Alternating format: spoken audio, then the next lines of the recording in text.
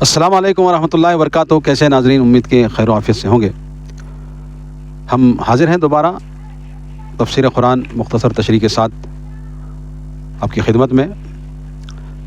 ہمارے تفسیر کی سلسلے کی یہ کڑی ہم نے پچھلے درس میں آیت نمبر 97 تک سورہ یونس کی تفسیر کر لیے تھے۔ ناظرین، ہم آپ سے گزارش کرتے ہیں کہ ہمارے اس یوٹیوب چینل کو ضرور سبسکرائب کریں، کیونکہ یہ اردو ہندی بول چال کے اندر جو روزمرہ کی بول چال ہے اس میں ہم مختصر انداز میں شارٹ تفسیر یہ کرتے ہیں، اور ہمارا مقصد ہے کہ یہ عام فہم لوگوں کو جو زیادہ اردو نہیں جانتے ویسے لوگوں کے لیے خاص جو ہے ہم یہ تفسیر کا سلسلہ لے کر حاضر ہوئے ہیں، تو ہمارے چینل کو ضرور پروموٹ کریں تاکہ یہ قرآن کی دعوت تمام عالم میں پہنچ سکے۔ تو آئیے ناظرین، آج کا درس شروع کرتے ہیں سورہ یونس آیت نمبر 98 سے۔ اعوذ باللہ من الشیطان الرجیم، بسم اللہ الرحمن الرحیم۔ فلولا کانت قریۃ آمنت فنفعها ایمانها الا قوم یونس لما آمنوا کشفنا عنہم عذاب الخزی فی الحیاۃ الدنیا ومتعناہم الی حین۔ اللہ کے نام سے جو بڑا مہربان نہایت رحم والا ہے۔ پھر قوم یونس کے سوا کوئی مثال ہے کہ کوئی قوم عذاب دیکھ کر ایمان لائے تو اس کا ایمان اسے فائدہ دے؟ جب وہ ایمان لے آئے تو ہم نے دنیا کی زندگی میں ان سے رسوائی کا عذاب دور کر دیا اور ایک مدت متاع حیات سے فائدہ اٹھانے دیا۔ ناظرین، پچھلے درسوں میں ہم نے سورہ یونس کی موسیٰ اور ہارون علیہ السلام کا قصہ، نوح علیہ السلام کا واقعہ، کس طرح متکبرین کو جو ایمان نہیں لاتے اور اللہ سے نہیں ڈرتے ویسے لوگوں کا واقعہ اللہ تبارک و تعالیٰ نے بیان کیا۔ آج کے درس میں ہم ابتداءً یونس علیہ السلام کے واقعے سے شروع کرتے ہیں۔ یونس علیہ السلام اہل نینوا کی طرف مبعوث ہوئے، جو بابل یعنی عراق کے مقابل شہر ہے۔ آپ کا زمانہ لگ بھگ 800 سال قبل مسیح ہے۔ یہ لوگ بت پرست تھے اور انہوں نے لگ بھگ 1 لاکھ بنو اسرائیل کو قید کیا ہوا تھا۔ یونس علیہ السلام نے 7 سال تک انہیں تبلیغ کی، آخر عذاب کی دھمکی دے دی۔ قوم نے پھر بھی پرواہ نہ کی۔ جب مقررہ وقت قریب آ گیا اور عذاب کے آثار نظر نہ آئے تو اللہ تعالیٰ کی اجازت کے بغیر ہی نکل کھڑے ہوئے۔ ادھر آپ کے تشریف لے جانے کے بعد واقعی وقت مقررہ پہ عذاب کے آثار نظر آنا شروع ہو گئے۔ سیاہ بادل چھا گئے اور تاریک دھواں قوم کی طرف بڑھنے لگا۔ یونس علیہ السلام کو تلاش کیا، وہ نہ ملے تو اپنے تمام بچوں حتیٰ کہ حیوانوں کو لے کر میدان میں جمع ہو گئے اور اللہ کے حضور توبہ اور گریہ وزاری کرنے لگے، تو اللہ تعالیٰ نے عذاب ٹال دیا۔ قوموں کی تاریخ میں اور اللہ تعالیٰ کی سنت جاریہ میں واحد مثال ہے کہ عذاب دیکھنے کے بعد ایمان لانا کسی قوم کو فائدہ مند ہوا۔ اس کی وجہ کیا ہے؟ قرآن سے اس کی وضاحت نہیں ملتی، تاہم مفسرین کی آراء کے مطابق نمبر 1، چونکہ یونس علیہ السلام وقت مقررہ سے پہلے ہی قوم کو چھوڑ کر چلے گئے تھے، لہذا ابھی تک قوم پہ اتمام حجت نہیں ہوئی تھی، چنانچہ اللہ تعالیٰ نے عذاب بھیجنا منظور نہ فرمایا۔ 2، قوم نے گریہ وزاری اتنی کی اور اس میں مبالغہ کیا کہ اللہ تعالیٰ نے قبول فرما لیا، واللہ عالم بالصواب۔ مزید جو ہے سورۃ الانبیاء کی 88-87 آیت کے اندر بھی اس کا ذکر ملتا ہے۔ دیکھیے ناظرین، اللہ تبارک و تعالیٰ مختلف قوموں پر رسول بنا کر کے اپنے انبیاء کو بھیجتا ہے تاکہ اللہ کے جو ہے فضل تلاش کرنے، اللہ کی عبادت کرنے اور آخرت سے ڈرنے اور نیک اعمال کرنے اور اللہ کے ساتھ شرک نہ کرنے، اسی طرح کے جو اعمال ہیں وہ انبیاء لے کر آتے ہیں۔ کسی نبی نے کوئی نئی دعوت نہیں دی، تمام انبیاء کی دعوت یہی رہی ہے، آدم علیہ السلام، نوح علیہ السلام سے لے کر کے محمد الرسول اللہ صلی اللہ علیہ وسلم تک، کہ ایک اللہ وحدہ لا شریک کی ہی عبادت ہو اس دنیا میں، صرف اللہ کی عبادت ہو، اس کے احکام کو بجا لانا بس۔ اور احکام کیا ہوتے ہیں؟ اللہ کی عبادت کرنا، جو اس کا حق ہے۔ اللہ کا حق ہے کہ اللہ کی عبادت کی جائے،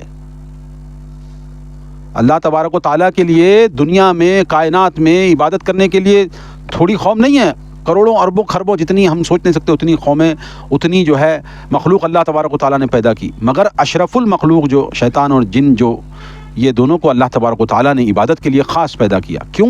اس میں ڈھیل کا نقطہ دیا ہے اللہ تبارک و تعالیٰ نے۔ اللہ تبارک و تعالیٰ نے انسانوں کو اختیار دیا کہ اللہ کی عبادت کرے گا یا نہیں کرے گا، اختیار ہے۔ کوئی بندہ نماز پڑھتا ہے، اللہ کی عبادت کرتا ہے، کوئی بندہ وہیں بیٹھ کر کے نماز نہیں پڑھتا۔ تو یہ اختیارات ہیں، اللہ تبارک و تعالیٰ نے اختیارات دے کر کے آزمائش کی، اور یہ اللہ کا حق ہے کہ اس کی ہی عبادت کی جائے، اس کے علاوہ کسی کی عبادت نہ کی جائے۔ مگر لوگ جو ہے بتوں کی عبادت کرتے ہیں، مردوں کی عبادت کرتے ہیں، وہ بتوں کو پوچھتے ہیں، کوئی خبروں کو پوچھتے ہیں۔ تو اللہ تبارک و تعالیٰ نے یونس علیہ السلام کا جو واقعہ ہے وہ بیان کر کے دنیا کے سامنے اتمام حجت کر دی کہ انبیاء علیہ الصلاۃ والسلام بھی اگرچہ اپنے مقررہ وقت سے پہلے اللہ تبارک و تعالیٰ کی اجازت کے بغیر کہیں نکل جائیں قوم کو چھوڑ کر کے، تو اللہ تبارک و تعالیٰ ان کے ساتھ کیا کرتا ہے یہ بتا رہا ہے۔ نینوا جو ہے عراق کے اندر، جیسے نینوا میں سمجھتا ہوں وہ کربلا کے آس پاس کا علاقہ ہے، میدان نینوا اسے ہی کہتے ہیں غالباً، اور یہاں پر میدان کا ہی ذکر ہے۔ تو نینوا جو ہے اس کی طرف، اس کے بالمقابل میں بابل جو ہے عراق، اس میں آپ کا زمانہ یعنی یونس علیہ السلام کا جو زمانہ ہے 800 سال قبل مسیح، یعنی مسیح علیہ الصلاۃ والسلام، عیسیٰ علیہ السلام کے پیدا ہونے سے 800 سال قبل کا زمانہ بتایا جا رہا ہے۔ ہاں، اور انہوں نے لگ بھگ 1 لاکھ جو بنو اسرائیل کی ایک قوم تھی جنہوں نے 1 لاکھ بنی اسرائیل کو قید کر رکھا تھا۔ وہ قوم کون تھی؟ جس کی طرف بھیجے گئے تھے۔ اور جب یونس علیہ السلام بار بار تبلیغ کرتے رہے، پھر بھی قوم جو ہے نہیں ڈری، اور یونس علیہ السلام نے قوم کو ڈرایا کہ اللہ کا عذاب آنے والا ہے، لہذا تم توبہ کرو اور اللہ تبارک و تعالیٰ کے سامنے جھک جاؤ اور اللہ کے اوپر ایمان لاؤ، اور یہ بت پرستی، یہ گناہ سب چھوڑ دو، ورنہ تمہیں عذاب آ جائے گا۔ تو ایک وقت مقررہ کے وقت جو ہے اللہ تعالیٰ عذاب دیتا ہے۔ تو یونس علیہ السلام جو ہے اب وہ آثار نہیں دکھے ان کو، اور جو ہے ان کو اب یہ ایسا لگا کہ اب عذاب آنے ہی والا ہے تو مجھے نکل جانا ہے، اس طرح کا کچھ ان کے ذہن میں آیا، اور وہ جو ہے اللہ کی اجازت کے بغیر قوم کو چھوڑ کر کے چلے گئے۔ اور جیسے ہی یونس علیہ السلام چلے گئے، قوم نے دیکھا کہ نمایاں آثار، کالے بادل، اور یہ جو عذاب کے جو بالکل عذاب سر پہ آ کر کے ان کے ٹھہر گیا قوم یونس پر۔ اب قوم نے دیکھا کہ اب یونس علیہ السلام جو کہا کرتے تھے کہ عذاب آنے والا ہے، تو عذاب سر پہ آ کر کے ٹھہر گیا ہے، یونس کو تلاش کرو تاکہ یہ عذاب سے نجات ملے۔ لوگوں نے یونس علیہ السلام کو بہت زیادہ ڈھونڈا، ادھر ادھر دیکھا، یونس علیہ السلام کہیں نہیں ملے۔ تو قوم کے جو لوگ تھے انہوں نے کیا کیا، اب سوائے ایک ذات اللہ تبارک و تعالیٰ کے ہمیں کوئی معاف نہیں کر سکتا، کوئی ہمارا پرسان حال نہیں ہے۔ تو یہ تمام کی تمام قوم نے میدان میں نکلی، اپنے اولادوں کے ساتھ، اپنے بال بچوں کے ساتھ، حتیٰ کہ اپنے جانوروں کے ساتھ میدانوں میں جمع ہو گئے، اور جمع ہو کر کے اللہ تبارک و تعالیٰ سے توبہ کی۔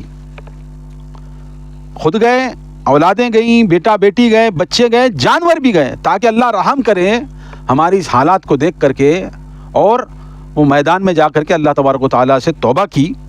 اور مفسرین لکھتے ہیں کہ اللہ تبارک و تعالیٰ نے عذاب ہٹا لیا ان سے، اللہ تبارک و تعالیٰ نے ان کی توبہ قبول کی اور عذاب ان سے ہٹ گیا۔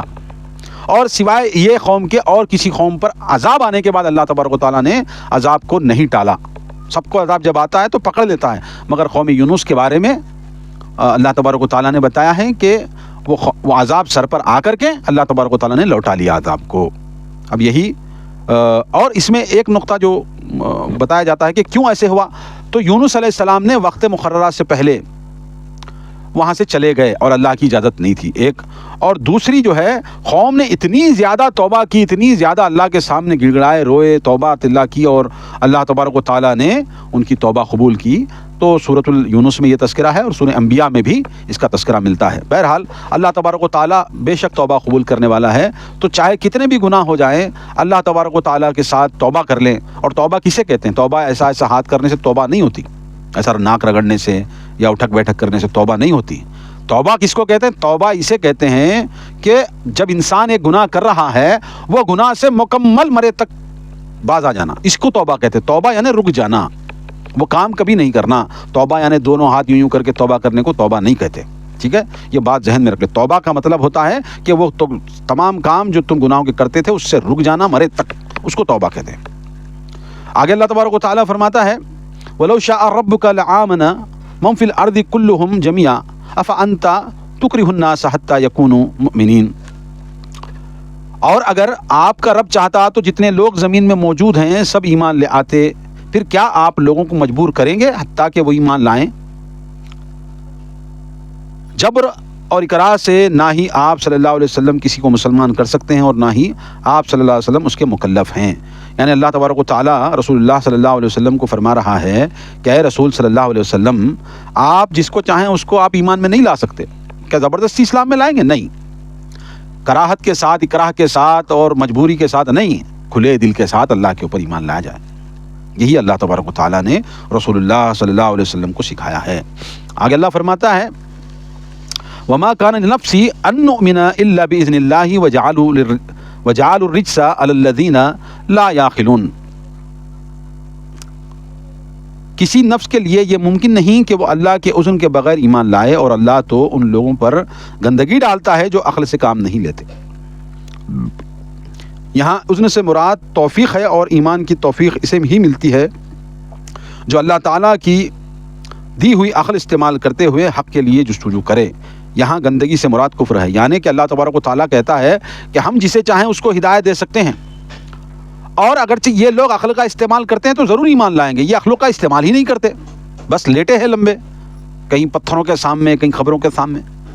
तो अल्लाह तबारक व तआला ने यहाँ पर वजाहत से कहा कि अक्ल का इस्तेमाल करो और एक अल्लाह वहदहू ला शरीक पर ईमान ला करके उसकी ही इबादत करो, उसके अलावा किसी की इबादत मत करो, अक्ल से काम लो। कुलिन्जुरू माज़ा फ़िस समावाति वल अर्ज़ि वमा तुग़नी अल आयातु वन नुज़ुरु अन क़ौमिन ला युमिनून। कहिए कि देखो तो आसमानों और ज़मीन में क्या कुछ निशानियां हैं, मगर जो लोग ईमान लाना ही नहीं चाहते, ना चाहें, ये निशानियां और तंबीह उन्हें क्या फ़ायदा दे सकती हैं। ये उन लोगों के लिए जवाब है जो कि दलाइल के जवाब में कटहुज्जती और तमस्खुर करते हैं, तमस्खुर और मजाक पर उतर आते हैं। आखिरत में अल्लाह के रूबरू पेश होने का कोई खौफ महसूस नहीं करते। यानी कि ये आयत, ये बात उनके लिए है जो दलाइल के आ जाने के बाद और लोग समझाने के बाद, कुरान उनके सामने पहुंच जाने के बाद भी कटहुज्जती करते हैं कि हमने तो नहीं मानना भाई। ये क्यों? हमारे अब्बे नहीं माने, हमारे दादे नहीं माने, हम क्यों मानेंगे? तू आया बड़ा आजकल का। तो ये और आखिरत से नहीं डरते, और मरने के बाद अल्लाह तबारक व तआला ये पूछेगा कि बंदा आया था तेरे पास कि ये शिरक है, ये बिदात है, ये गुमराही है, मत कर, तौबा कर, अल्लाह का कुरान कहता है, मगर तू कहता था ये तो फला है, ये उल्टी किताब है, ये सीधी किताब है, ये वहाबी है, ये लहाबी है। बहरहाल तू नहीं मानता था और तू अपने बाप दादा की रविश पर रहा। अल्लाह तबारक व तआला को जवाब देना। आगे अल्लाह फरमाता है फ़हल यंतज़िरून इल्ला मिस्ल अय्यामिल्लज़ीन खलू मिन क़ब्लिहिम क़ुल फ़ंतज़िरू इन्नी मआकुम मिनल मुंतज़िरीन। क्या ये लोग इस बात का इंतज़ार कर रहे हैं कि उन पर वैसे ही दिन आए जैसे उनसे पहले लोगों पर आ चुके हैं? कहिए अच्छा तुम भी इंतज़ार करो और मैं भी तुम्हारे साथ इंतज़ार करता हूँ। अल्लाह तबारक व तआला यहाँ पर ये झलक वजाहत के साथ बता रहा है कि क्या ये लोग उस वक्त का इंतज़ार कर रहे हैं जिस तरह नूह अलैहिस्सलाम और दीगर जो कौमें इनसे पहले गुजर चुकी हैं उस तरह अज़ाब इनके पर आए? क्या उस चीज़ का इंतज़ार कर रहे हैं ये लोग? तो अल्लाह तबारक व तआला डरा रहा है कि लाओ ईमान। और आगे अल्लाह फरमाता है सुम्मा नुनज्जी रुसुलना वल्लज़ीना आमनू कज़ालिका हक़्क़न अलैना नुनजील मुमिनीन। फिर हम रसूलों को और ईमान लाने वालों को बचा लेते हैं, यही हमारा तरीक़ा है कि मोमिनों को बचा लेना हमारे ज़िम्मे होता है। अल्लाह तबारक व तआला कहता है कि चलो अब नहीं ईमान लाते तो इंतज़ार करो, अज़ाब तो हम तैयार कर रखे हैं तुम्हारे वास्ते। जब कौमों पर अज़ाब کا وقت آتا ہے تو اللہ تعالیٰ انبیاء کو بر وقت وحی کی ذریعے اطلاع فرما دیتے ہیں اور انہیں اور مومنوں کو بچا لیتے ہیں۔ یہ اہل مکہ کو انتباہ ہے کہ مومنین کو بچانا اور انہیں سرکشوں پہ غالب کرنا ہماری ذمہ داری ہے۔ اللہ تبارک و تعالیٰ یہاں پر قریش مکہ کو کہہ رہا ہے کیا تم اسی قوم نوح اور فلاں قوموں کی طرح تم پر عذاب آئے تو یاد رکھو جب عذاب ہم کسی بھی شکل میں تم کو بھیجیں گے تو مومنین جو ہیں اللہ کے اوپر ایمان لانے والے ان کو ہم تو بچا لیں گے، جس طرح سابقہ انبیاء کے ساتھیوں کو اللہ تبارک و تعالیٰ نے بچایا، ہم یہ امت کے لوگوں کو بھی اللہ کے فضل سے ہم اپنے فضل سے بچا لیں گے۔ اللہ تبارک و تعالیٰ یہ انتباہ اور باتیں کر رہا ہے، اور سرکشوں کے ہاتھ اللہ تعالیٰ نہیں لگنے دے گا ان کو کہ ان کی تکا بوٹی تم کرو، اللہ بچا لے گا۔ مواحد کو، توحید پرست کو اللہ تبارک و تعالیٰ بچا لے گا، چاہے تم لاکھ کوشش کر لو۔ مکے کے مشرکوں نے رسول اللہ صلی اللہ علیہ وسلم پہ کیا کم ظلم ڈھائے، آپ کو قتل کرنے تک کا منصوبہ بنایا، مگر اللہ تبارک و تعالیٰ نے اس طرح اللہ کے رسول صلی اللہ علیہ وسلم کو بچا لیا کہ وہ ہوش نہیں رہا، ان کی آنکھوں کے سامنے سے چلے گئے اللہ کے نبی صلی اللہ علیہ وسلم۔ تو اللہ تبارک و تعالیٰ بچاتا ہے اپنے انبیاء کو اور اپنے انبیاء کی امت کو۔ آگے اللہ فرماتا ہے قل یا ایھا الناس ان کنتم فی شک من دینی فلا اعبد الذین تعبدون من دون اللہ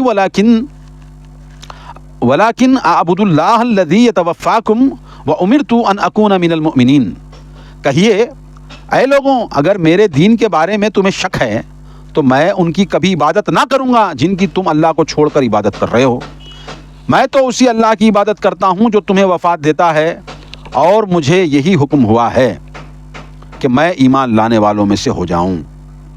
دیکھیے کیا بہترین بات اللہ تبارک و تعالیٰ کہہ رہا ہے، آپ صلی اللہ علیہ وسلم کے علاوہ دیگر مذاہب سے برات کا اظہار فرما دیں، چونکہ موت ایسی حقیقت ہے جس سے کسی کو انکار ممکن نہیں۔ مسلمان، کافر، مشرک، منافق، نیچری وغیرہ موت سے ہر کوئی خوف محسوس کرتا ہے، اس کے لیے اس کا ذکر کیا۔ ابو ہریرہ رضی اللہ تعالیٰ عنہ سے روایت ہے کہ رسول اللہ صلی اللہ علیہ وسلم نے فرمایا کسی کو یہ نہیں کہنا چاہیے کہ میں یونس ابن متا سے بہتر ہوں، بخاری شریف میں اللہ رب العزت کے رسول صلی اللہ علیہ وسلم نے بتایا۔ بہرحال اللہ کے رسول صلی اللہ علیہ وسلم سے اور ان کی امتیوں سے اللہ تبارک و تعالیٰ کہہ رہا ہے کہ اے لوگوں اگر میرے دین کے بارے میں تمہیں شک ہے تو میں ان کی عبادت کبھی نہیں کروں گا جن کی تم اللہ کو چھوڑ کر عبادت کرتے ہو،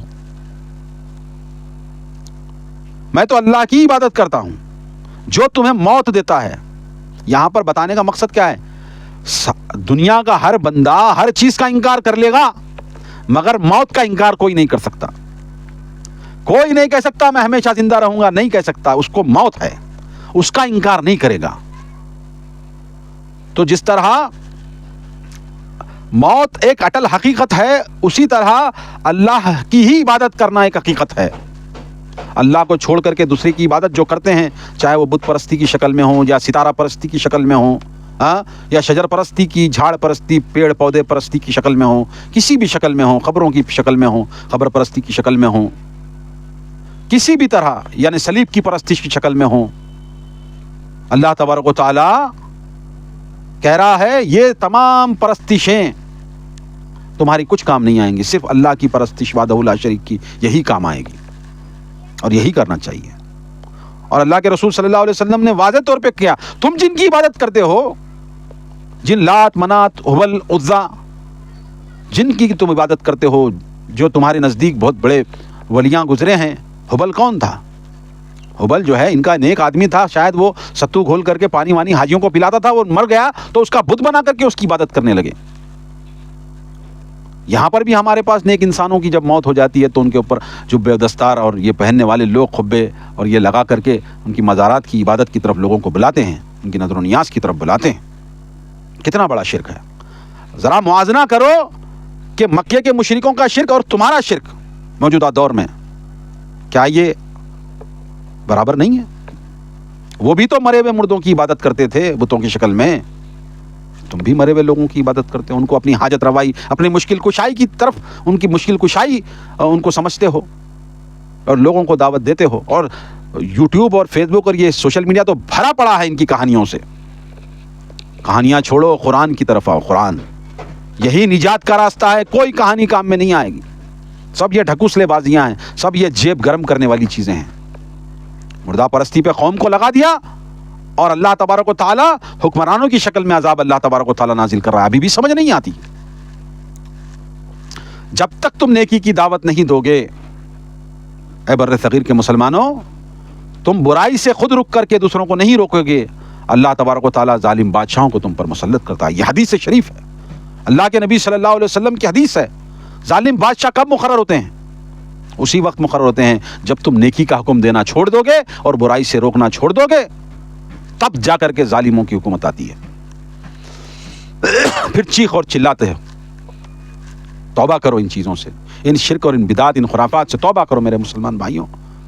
4 دن کی زندگی ہے، اللہ کی عبادت میں گزار دو. کچھ آنے والا نہیں ہے. یہ شہرت، یہ دولت سب یہیں چھوڑ کے چلے جاؤ گے، کچھ آنے والا نہیں ہے. یہی ایمان کام آنے والا ہے، آخرت کام آنے والی ہے. آگے اللہ فرماتا ہے وَأَنْ أَقِمْ وَجْهَكَ لِلدِّينِ حَنِيفًا وَلَا تَكُونَنَّ مِنَ الْمُشْرِكِينَ وَلَا تَدْعُ مِن دُونِ اللَّهِ مَا لَا يَنفَعُكَ وَلَا يَضُرُّكَ فَإِنْ فَعَلْتَ فَإِنَّكَ إِذًا مِنَ الظَّالِمِينَ. نیز یہ کہ آپ یکسو ہو کر اسی دین اسلام کی طرف اپنا رخ قائم رکھیے اور مشرکوں میں سے نہ ہوں، اور اللہ کے سوا کسی کو مت پکاریے جو نہ آپ کو کچھ فائدہ پہنچا سکتا ہے اور نہ نقصان پہنچا سکتا ہے. اگر آپ ایسا کریں گے تو تب یقیناً ظالموں میں سے ہو جائیں گے.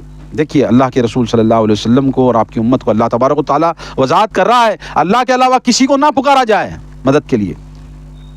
اگرچہ ایسا کریں گے تو آپ ظالموں میں سے ہو جائیں گے. اللہ تبارک و تعالیٰ رسول اللہ صلی اللہ علیہ وسلم کی امت کو اللہ کے رسول صلی اللہ علیہ وسلم کے ذریعے سے سمجھا رہا ہے. آگے اللہ فرماتا ہے وَإِن يَمْسَسْكَ اللَّهُ بِضُرٍّ فَلَا كَاشِفَ لَهُ إِلَّا هُوَ وَإِن يُرِدْكَ بِخَيْرٍ فَلَا رَادَّ لِفَضْلِهِ يُصِيبُ بِهِ مَن يَشَاءُ مِنْ عِبَادِهِ وَهُوَ الْغَفُورُ الرَّحِيمُ. اگر اللہ آپ کو کوئی تکلیف پہنچانا چاہے تو اس کے سوا کوئی اسے دور کرنے والا نہیں، اور اگر آپ سے کوئی بھلائی کرنا چاہے تو کوئی اسے ٹالنے والا نہیں. وہ اپنے بندوں میں سے جسے چاہے اس سے نوازتا ہے اور وہ بخشنے والا اور رحم کرنے والا ہے. دیکھیے اللہ تبارک و تعالیٰ فرماتا ہے کہ اگر آپ کو کوئی تکلیف پہنچانا چاہے، اگرچہ آپ کو کوئی تکلیف پہنچانا چاہے تو اللہ کے سوا کون اس کو دور کر سکتا ہے؟ کوئی آپ کو تکلیف پہنچا رہا ہے تو اللہ کے سوا کون دور کر سکتا ہے؟ کوئی دور نہیں کر سکتا اللہ کے سوا. اگر آپ سے کوئی بھلائی کرنا چاہے تو کوئی اسے ٹالنے والا نہیں.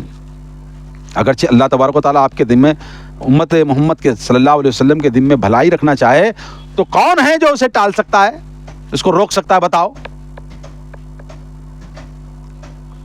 یہاں اللہ تعالیٰ نے خیر کو فضل سے تعبیر فرمایا ہے، یعنی اگرچہ انسان اپنے اعمال کی نسبت سے اس چیز کا مستحق نہیں، تاہم اللہ کے فضل کی وجہ سے اسے مل جاتا ہے.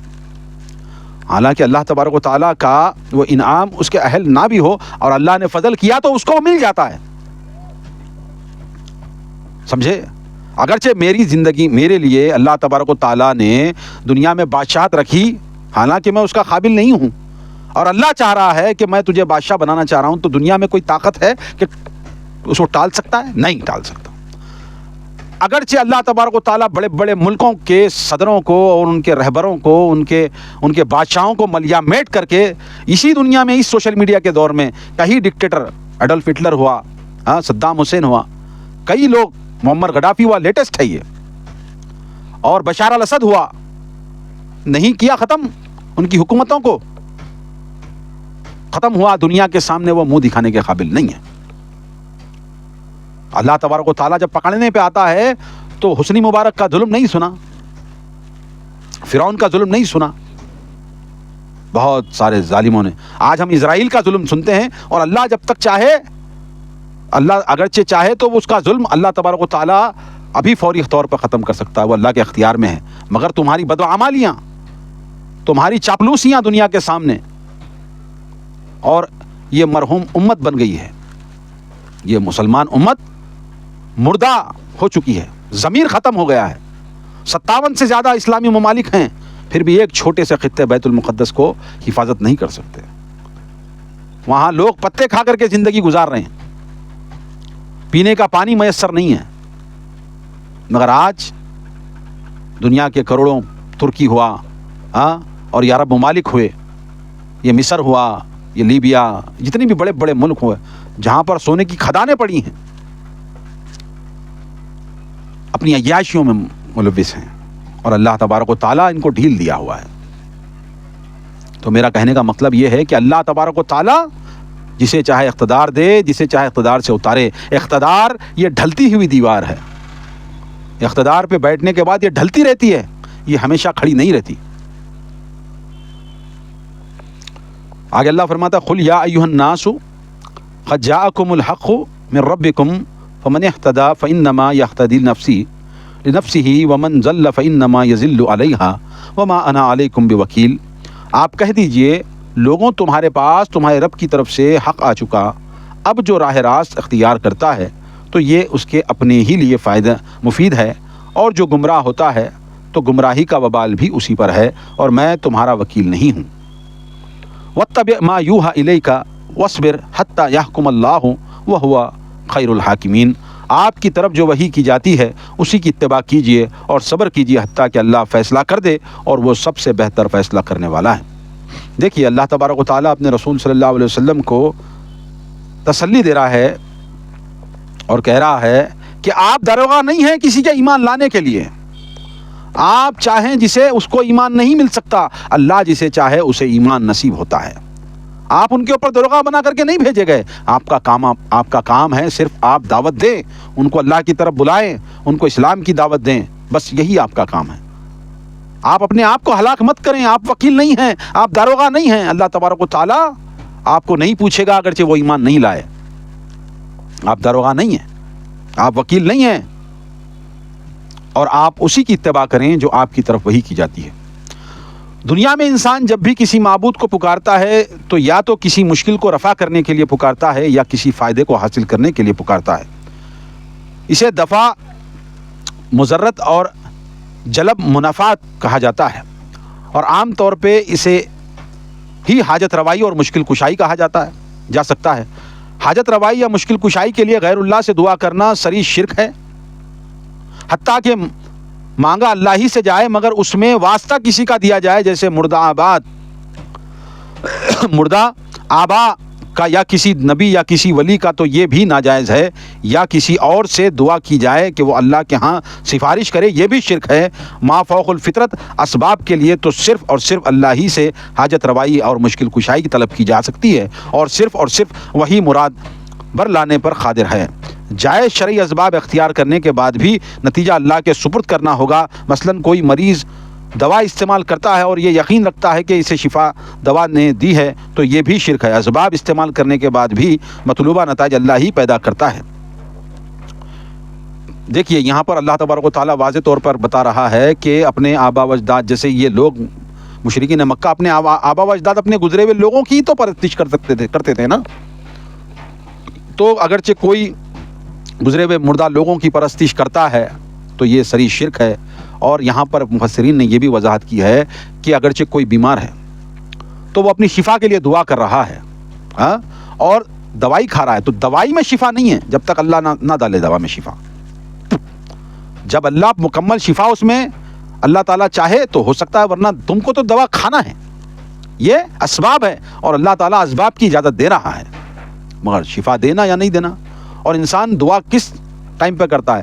یا کوئی چیز ضرورت ہے، حاجت ہے، اسی لیے تو کرتا ہے۔ اور مشکل حاجت روائی یہ ہو گئی، اللہ سے حاجت روائی کرنا۔ مشکل کشائی یعنی مشکل میں ہوں، اب اس کو جو ہے اللہ تبارک و تعالیٰ اس بیماری کو دور کر دے، تو اللہ ہی اس بیماری کو دور کرنے والا ہے، تو یہ چیز ہے۔